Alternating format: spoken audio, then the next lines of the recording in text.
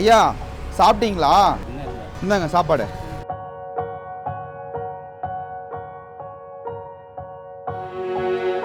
உங்க பேருங்க ஐயா? முத்துசாமி. உங்களுக்கு எத்தனை வயசு ஆகுதுங்க? 69. ஏன் இப்படி தனியாக உட்காந்துருக்கீங்க? வீட்டுக்கு போகலாம்ல? இல்லை, பொண்டாட்டியெல்லாம் செத்து 4 வருஷம் ஆகுது. பிள்ளைங்களும் யாரும் பார்க்கறதில்ல. எத்தனை பிள்ளைங்க உங்களுக்கு? 2 பசங்க ஒரு பொண்ணு. 3 பேருமே ஒருத்தர் கூட உங்களை பார்த்துக்க மாட்டாங்களா?